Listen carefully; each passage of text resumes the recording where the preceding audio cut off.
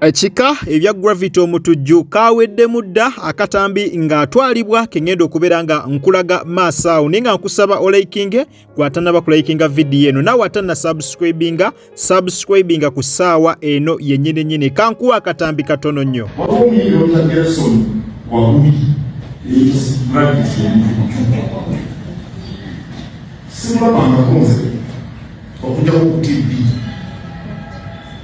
Acha nibezi nyingi zumula abantu. Kati okude mukukuze kitone ozemu kwesisuwaza abantu n'okwesikaza. Era ekirubirwa kiki kufuna kufungi. Abantu bayinza okukubira ebiruubo bimula naye bwelikoma kubanga ekikula amangu era kifa mangu. Singa Fred Sabata yali atuwemula emyaka aneeyisa kiri muntu ayinza kumwesembereza. Kwogera bitusike osobola okubyogera abo abateekera obitegera babitegeera naye nga togamye mwana nti bano vaagenda lwaki oyo olabitobitukiro avuyemu waliwo n'omulala bamuyita yasimu mukasa ate n'oyo wafeeribu babetutera kubekoleyo yeyita mpaazi ebintu byobiyimba byaki ebintu by'okuyimba bingi nnyo tulaga bakamukonimba yajasimusimunaakunga tonola naye alina byayimba alina batubayina akana kabababaeza naye nga tabafuuka byayimba byonna babyagala lwaki omuntu mulala ti byayimba tibajja kubyaka kyagala kwewakudde kyagala kwesembereza ababudde mu kisaawo omulimu guno ogw'ebitone muzibu nnyo abantu tebakimanyi okufaanako omunamaziga mwasiretayi oba omulimu wakwata enkumbi ebyokusanyusa ezo zemba endiibwa kubanga okuyimba oluyimba ng'olwo bamusembuka lwoluyita batwisembuka nze kunkomera nekyekayudda okuyimba okuyiiya ebigambo ebyogendamu amaloboozi buli muntu nyetegerera okujjako nga weewaddeyo n'okuba nti guno omulimu abantu tegusobola kubanyumira batumanyi nti nkusanyusa kubamu ekyamulacamula abantu ekyo kibeerawo namwe ne bwemba muyimba nalabamatika buyimba nagenda okumulaba bantu bale nemukyalo nebabaleetake nebagamba babatezi nali nyenza ekyakubeera babaleeta era bwe basuulamu nomanya nti bagala tusuukusa naye nga towesisiwadde bwemba mwagala okukuza ekitone n'okukiwangaangako ebyokuwemula mubijje mu nkola zammwe era siwagala kuwulira ddala ezo zaabwemu era abulabi omutujju mwabakola ku BBS zenyimba zesaagala kuzuulira BBS nerunemu abalediyo CBS saagala kuzuulira bwanaabuzanya bwenya okunenya kubanga saagala bajjabyofiire babeebudu bambuze ebikyebera maaso esaasaga bakomampirisimulamba. Yes, butereevu oyo ye mukulu Katikkiro Charles Peter Mayiga ebigambo byekansuubire mu byewuliriddeko wetwogerera ye omukulu Gravity omutujju kaweddemu dda nga bw'okiwulira abasajja ab'amaanyi abasajja abakulu bwe baba batandise okuvaayo ne boogera ku nnyimba zino zaali mu kulabika nga ata ye Gravity byandibanga bimwonoonekedde yasooka kuta okwepiica azenga ata ennyimba mpitirivu nnyo okwepiica mbanjogedde na lupya nnyo n'ennyimba enkadde ez'emabega nnyimba bw'oziwuliriza ekyaddala ziwemula ziwemula ebyaddala ate nga temuli wadde yadde okubikkako anti bagamba bye bitambula ennaku zino kakati waliwo n'abasuubizza okufa ne Gravity omutujju nti era bagenda kukola kyonna ekisoboka okulaba nga Gravity asasulira ezo ennyimba ze yayimba ez'obuwemu kankuwa akatambi olimba Gravity yatadde waluwulidde tolwogerako I don't even want to pass it through my mouth tulina abaana bamaama n'olaba nga abantu bakola vidiyo kituufu ffe nga ffe tetunatunulira abantu nti kubeera nti tufuuse ekisekererwa ffe ffennyini twefudde ekisekererwa when you happen to listen to the music abantu gwe baakolanga ng'omuntu ne waaba awemula wano waliwo abakadonkamu nga bawemuzi nambeemu naye nga basabika tusabike ku bigambo so for the artists abali eyo ng'olowooza ojja kujja oyimba oyo ne industry yaffe this is the time we are tired industry mugiswazizza we are so embarrassed when it comes to music are trending right now that one watch this space. Fina mugenda kola mutya okutereza music industry no kuva mabigakaawo nga tukyalina Minister of Ethics Fazal Kodo industry atesi yalinga yali eteredde mu line but now tulowooza nti Minister wa Ethics yesuuliddeyo gwa Nagamba ekyo ebigambo byenva okwogera some few minutes back just watch the space you will see what is going on.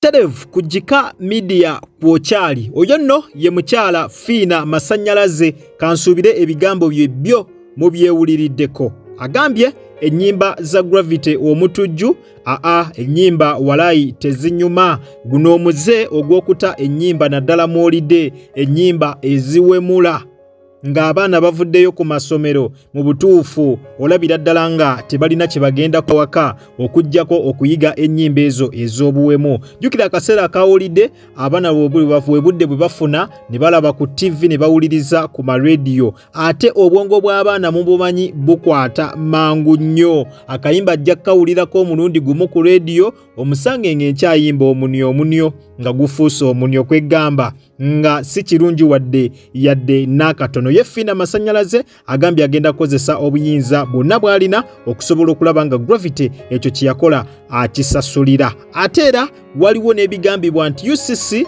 ennyimba za Gravity yazibaaninze. Kankuwa akatanga. UCC eganye era newa order nti teri radio ekkirizibwa kuba luyimba lwa Gravity mu Uganda okumala emyaka 2. Jukira abasajja bano basoose ne bavaayo ne bagaana Gravity okuyimba ku kivulu kyonna n'okufulumya oluyimba lwonna okumala emyaka 10. Abantu nalabye wano abaana nga bakaaba ne balowooza mbu ekyo kinene nnyo naye nze ng'omuntu nabadde nkiraba nga si kinene nnyo naye kati leero bakedde kumugaana kuzannya ku rediyo yonna oba luyimba ki oba ziize yakubanga nga teziwemula oba zino eziwemula zonna baziganye okumala emyaka 2. Kino kiddiridde okuba nti omuvubuka ono abadde asusizza omuze nga yeegulidde omuze ogw'okuyimba ennyimba eziwemula. Nno mu kusooka yali abikkirirako naye ennaku zino abadde ayimbira ddala ekintu ekituufu kyennyini n'akijjayo. Era kati bamuganye n'okuzannya ku rediyo yonna n'oluyimba lwo olw'omunyo baaluggyeyo ku YouTube era bw'ogendayo kati n'oluteekamu ng'olunoonya tolulabayo. Abannanga okumanya Gravity gakaaba gakomba waliwo ekibaluwa kibakuntumye ekyafulumye olunaku olwaleero okuva mu ekitongole ekya UNCC Uganda National Cultural Center kyayisizza ekiwandiiko ekyo nga kiyita abayimbi omuli Gravity omutujju n'omuyimbi omulala amanyikiddwa nga Lili Pazzo babayise mu meeting emu boogere ku nnyimba ze bagenze bata ennaku zino ennyimba ekigambibwa nti ziwemula nga tukyali mu biyitiŋŋana ebyokubeera nga Gravity omutujju essaawa yonna yandikwatibwa olw'oluyimba lwe yata kaakati ekiwandiiko kikyo kyafulumye okuva mu kitongole ekya UNCC okubeera nga Gravity alina okulabika mu meeting ey'olunaku olwaleero bwe abaddeyo yabaddeyo ku ssaawa 4 nga bwe mwalabye mu kiwandiikaawo obudde bwe babawadde okugenda mu meeting baabayise bagende babeere nga babitebya bagende babeere nga beewozaako nti lwaki tebatambulira ku nnono n'obulombolombo obwa Buganda obwa Uganda wonna kubanga Uganda emanyikiddwa mu kubeera nga ebintu ebiyisibwa ku mpewo birina okubeera nga munnange byebyo nga temuli kubeera nga mulimu embeera y'okuwemula. Kakati babayise babeere nga bennyonnyolako lwaki bata ennyimba ez'obuseegu lwaki bata ennyimba ez'okuwemula. Ba social media in-laws nga bwe mbamanyi bagambye Gravity wakukaabira mu meeting eno waakiriko liri puzzle yalina ku bigambo asobola mwattu okwewozaako enkudi ye n'agiwolereza naye kati Gravity aneewozaako atya neggolooza eno banaagendayo. Genda mu comment section tubeere nga tukubaganya ebirowoozo eno gye baabayise gw'osuubira Gravity anaagendayo oba agenda kukola eggume agaane okugendayo. Genda mu comment section otuwe endowoozayo naye ng'okusinziira ku mbeera nga bw'eri essaawa eno zino ennyimba zo zandibaaningibwa naddala olwo enkudi yo yatambula dda niwe bagibaaninga niwe bagikola batyo already yatuuka dda mu matu g'abantu. Mpozi luno olupya Gravity lwabadde yakata dwo bandimulumusuuza. In fact bandimugisaayo ku platform zizo gyonna gye yabadde alutadde kubanga abasajja bangi balwogeddeko. In fact luno oluyimba luleetedde abantu bangi nnyo okubeera nga ku luno bavaayo ne bagamba nti ekimala kimala muwemudde ekisukkiridde kakati yessaawa mukomye ebintu ebyo. Jjukira waalingawo Faaza Lokodo ebiseera ebyo ennyimba ezo ez'obuwemu era kasita akagambo naye kaba katono nnyo akawemula oyo omuyimbi baba bamukuttedde era singa Faaza Lokodo abadde akyaliwo ebiseera ebyo yali minisita akwasaganya ebyempisa singa abadde akyaliwo singa akina liri puzzle akina Gravity omutujju bonna bali mabega wa mitayimbwa lwa nnyimba ezo eziwemula.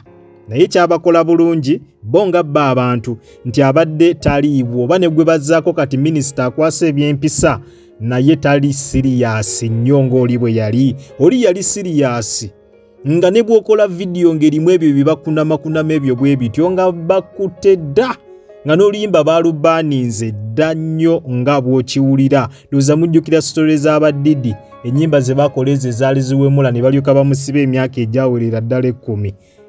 Oli teyali wa muzannyo kakati singa yabaddewo ne ku mulembe guno singa kati tewali nakwerumya singa ennyimba ezo zawanikiddwayo dda nga n'abazimba bennyini mu butuufu nga baasibibwa dda. Naye ng'embeera bwetyo yo bweri ku mulundi guno katusuubire nti wagenda kubeerawoko ekyenjawulo. Weewaawo osanga ennyimba zino zinaggyibwayo kubanga nga bwe mumanyi abaana bali mu wolide. Omusajja yatadde oluyimba mu wolide mmwe nnyini abaana mwe babeerera ennyo ku TV mwe babeerera ennyo ku marediyo ate abaana balina obwongo obukwata nnyo oluyimba aluwuliramu omulundi ogu ng'atandise okulimba omusanga mu kuba ayimba omunyo okwegamba nga si birungi wadde yadde n'akatono. Naye nga updates zonna tugenda beera nga tuzikutusaako ku mukutu guno ogwa Jika Media. Nyongera okujjukiza nti obadde ku Jika Media era nga gwe wenna atanaba kulabika nga osubscribinga genda maaso subscribinge olikinge okommentinge ate era osharinge. Teweraba kutandika on notification bell yo buterevu ojja kubeera nga ofuna notification buli lwembeera nga nkuteereddeyo video empya. Nakugamba wosanga kalango wonna tokaskipinga kubanga engeri gyonza okulabika nga ate munnange osupportingamu emirimu gyange gino. Kwatawo mu kigalo bw'otere video ino ojja kubeera nga ogimperedde like mu abatobera ebweru w'eggwanga kussa nammwe abatulabaka mu ggwanga Uganda. Nyongera okubebaza timwebale nnyo mwebalire ddala temujjanga okwo omukama abampera ekyo kyennyini kyemusingira ddala okwagala. Kale munzikirize mberekereze akuume atakuumira mpeera mweraba.